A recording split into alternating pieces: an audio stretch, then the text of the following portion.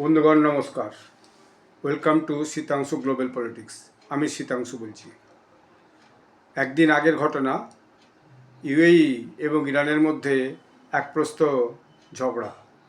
ঝগড়া মানে সেটা কোথায় যে পৌঁছাবে বলা বড় মুশকিল।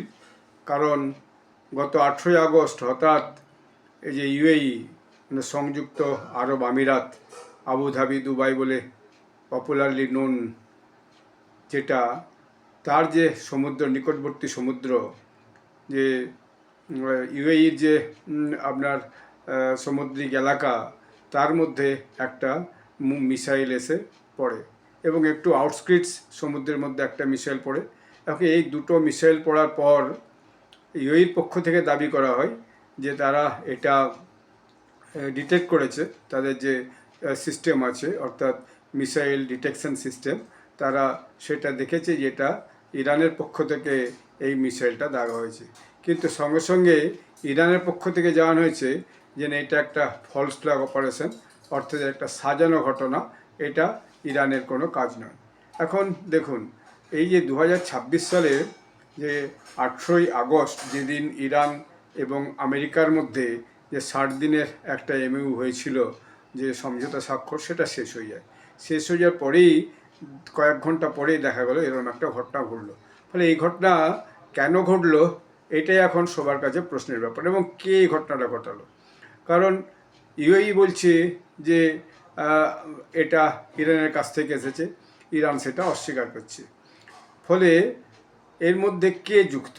শুধু ইরান অস্বীকারই করেনি, ইরান বলছে যে এটা ফলস ফ্ল্যাগটা করিয়েছে হয় আমেরিকা, না হয় ইসরায়েল। এবং এটা যে সংযুক্ত আরব আমিরাত, ইউএই যে প্রতিরক্ষা ব্যবস্থা, তারা এই দুটো ব্যালিস্টিক মিসাইলকে যে তাদের যে টেরিটরির একদম নিয়ারেস্ট জায়গায় এসে পড়েছে, এটা তারা কিন্তু খুব পরিষ্কার করে বলেছে। ফলে আর ইরান সেদিক থেকে অস্বীকার করছে। তো এরকম একটা অবস্থায় যখন ইউএই দাবি করে, তারপরেই দেখা গেল ইরানের যে আপনার স্পোক্সপারসন আছে, সেই স্পোক্সপারসন তিনি কিন্তু সঙ্গে সঙ্গে এই দাবিটাকে অস্বীকার করেন এবং বলেন যে না, আমরা এরকম কিছু করিনি। সে স্পোক্সপারসন হচ্ছে মিস্টার বাঘাই। তো তিনি বলেন যে ইরানের পক্ষ থেকে এরকম কোনো মিসাইল কিন্তু আমরা ওদিকে নিক্ষেপ করিনি, ফলে এটা আমাদের উপর একটা মিথ্যা আরোপ করা হচ্ছে। ফলে দুই দেশের মধ্যে এটা নিয়ে একটা তর্ক বিতর্ক শুরু হয় এবং দেখা গেল যে ইরান এটা অস্বীকার করার পর কয়েক ঘন্টার মধ্যে ইউএই কী করলো, ইরানের সঙ্গে সমস্ত রকমের বাণিজ্যিক সম্পর্ক, সেই বাণিজ্যিক সম্পর্ক বন্ধ করে দিল। ফলে আরও দুই দেশের মধ্যে যে টেনশনটা, সেই টেনশনটা আরও বেড়ে গেল। এবং এরই ফাঁকে দেখা গেল যে আমেরিকার থেকে, যে আমেরিকার যিনি স্টেট মিনিস্টার বলা হয়, সেক্রেটারি, তিনি স্টেট সেক্রেটারি, তিনি মার্কো রুবিও, তিনি ফোন করেন। তিনি ফোন করে কথা বলেন যিনি এই যে সংযুক্ত আরব আমিরাতের যিনি সিকিউরিটি অ্যাডভাইজার, তার নাম হচ্ছে শেখ তানু। তো শেখ তানুর সঙ্গে কথা বলেন, কথা বলে জিনিসটা বোঝার চেষ্টা করেন যে ব্যাপারটা কী হলো, এবং যাতে ইরান এবং সংযুক্ত আরব আমিরাতের সম্পর্ক আরও খারাপ না হয়, সেটা তিনি চেষ্টা চালিয়ে যান। ফোনে কথাবার্তা তিনি বলে বিষয়টাকে একটু আপনার উত্তেজনাটা যাতে না বাড়ে, সেটা করার চেষ্টা করেন, যে কথাবার্তার মাধ্যমে যে উত্তেজনাটা আর যেন না বাড়ে। কিন্তু এই যে আমিরাত বনাম ইরান, এদের যে স্বীকৃতি এবং অস্বীকৃতি, এইটা যে দুপক্ষের মধ্যেই যে একটা সত্য মিথ্যার লড়াই বলা যায়। আমিরাত বলছে আমাদের যে মিসাইল ডিটেকশন সিস্টেম, তারা বলেছে যে দুটো যে মিসাইল লঞ্চ করা হয়েছে, সেই মিসাইল দুটো ইরানের দিক থেকে এসেছে, আর ইরান সঙ্গে সঙ্গে সেটাকে অস্বীকার করেছে। তার প্রেক্ষিতে আমিরাত তাদের সঙ্গে সমস্ত রকমের বাণিজ্য নষ্ট করে দিয়েছে। এর পিছনে আসল কারণটা কি?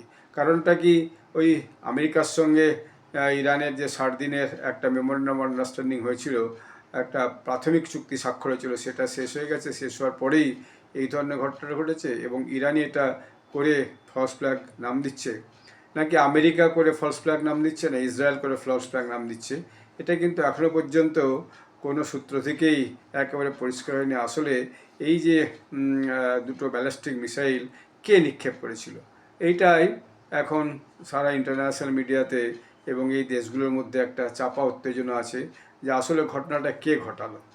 তো যদিও সংযুক্ত আরবের দৃঢ় বিশ্বাস যে এটা ইরান থেকে ঘটিয়েছে, এবং আসলে এর পিছনে একটা পুরাতন কারণ আছে। পুরাতন কারণ হচ্ছে, দেখুন, ওখানে যে স্ট্রেট অফ হরমুজে আমিরাতের কাছাকাছি বলা যায়, ইরান থেকে একটু দূরে ওই যে সমুদ্র পথ আছে, সমুদ্র পথে 3টে দ্বীপ আছে। একটা দ্বীপ হচ্ছে আবু মুসা, যেটা ভেরি নিয়ারেস্ট টু মানে সংযুক্ত আরব আমিরাত, ইউএইর সবচেয়ে কাছে। এবং তারপরে আছে টুনবা বা টুনব, যাই বলুন না কেন, TUNB, গ্রেটার টুনব আর স্মলার টুনব। গ্রেটার টুনবটা মাঝামাঝি একদম জায়গায় বলা যায়, কিন্তু স্মলার টুনবটা ঠিক আবু মুসার উপর দিকে যদি ম্যাপ দেখেন, তো সেটা এই যে 3টে ছোট দ্বীপ, এই 3টে ছোট দ্বীপ কিন্তু খুব গুরুত্বপূর্ণ।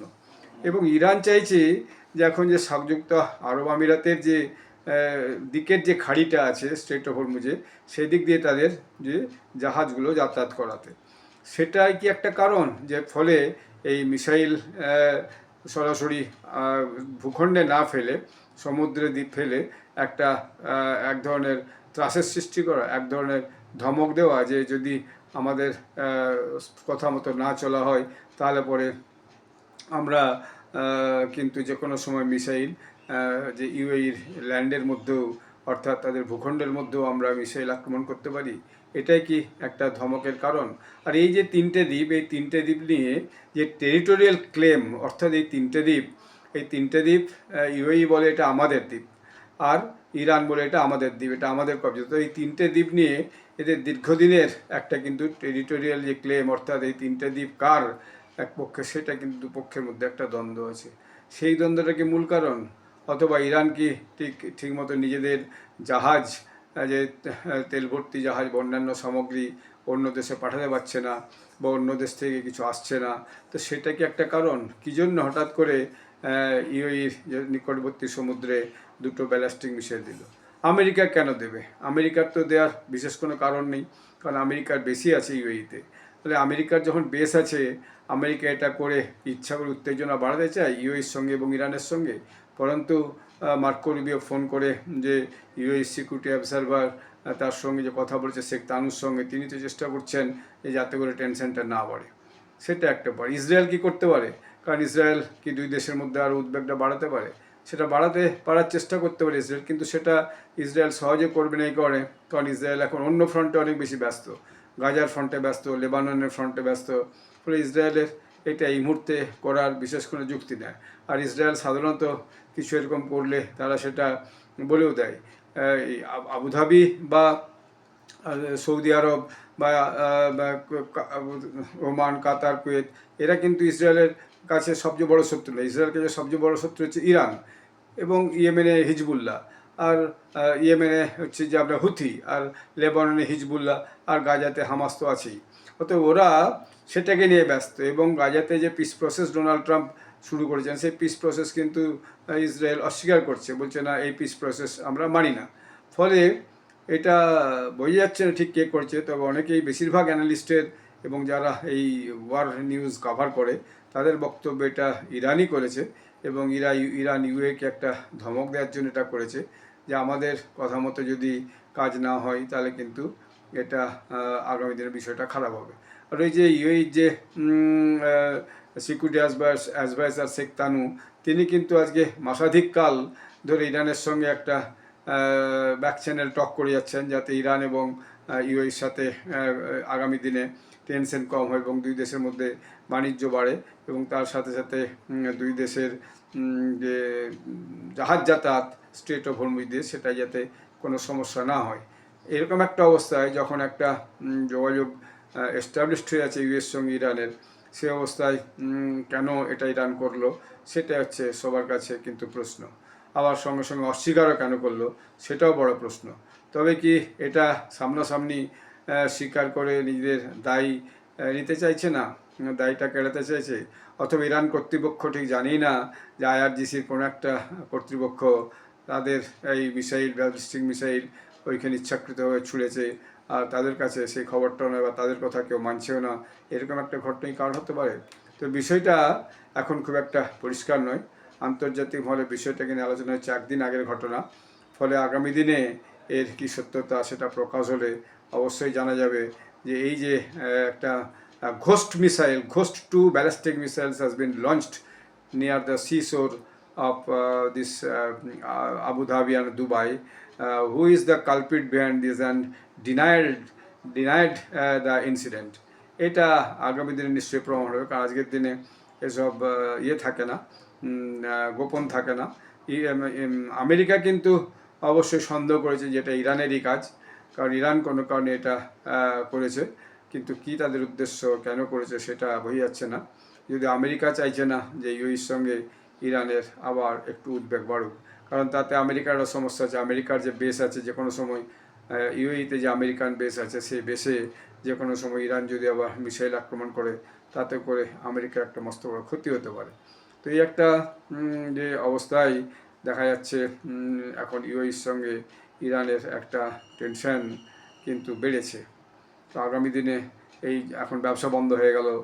আর শুধু তাই নয়, ইউএই পরিষ্কার জানিয়ে দিয়েছে, ইউএই পররাষ্ট্র মন্ত্রণালয়ের পক্ষ থেকে, সিকিউরিটি অ্যাডভাইসারদের পক্ষ থেকে, যে UAE is every time ready to combat any sorts of such attack on their soil. অর্থাৎ ইউএই সবসময়ের জন্য প্রস্তুত আছে এই ধরনের কোনো আক্রমণ যদি আগামী দিনে হয়, সে আক্রমণ করে প্রতিহত করার জন্য তাদের সমস্ত সিস্টেম সমস্ত সজাগ আছে এবং তাদের মিলিটারিকে পুরোপুরি সেইভাবে নির্দেশ দেওয়া আছে।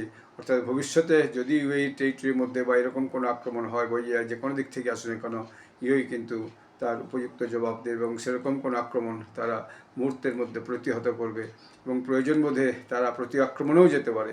মানে if required they will retaliate against such deeds. তো এরকম একটা বিষয় এই মুহূর্তে হয়ে আছে।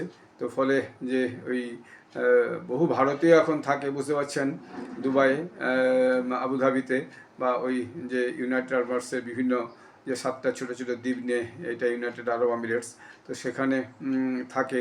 তাদের মধ্যেও একটা উদ্বেগ এবং টেনশন বেড়েছে যে আগামী দিনে আবার ইউএইর সঙ্গে ইরানের আবার এক প্রস্ত একটা লড়াই বা যুদ্ধ শুরু হয় কিনা, সেটাই দেখার। অর্থাৎ মধ্যপ্রাচ্যের যে স্থিতিশীলতা সেটা হচ্ছে না, পরন্তু মধ্যপ্রাচ্যে আরও অস্থিরতা বাড়ছে, ভালনারেবিলিটি বাড়ছে এবং আবার যে কোনো সময় নতুন একটা যুদ্ধের ফ্রন্ট কিন্তু খুলতে পারে।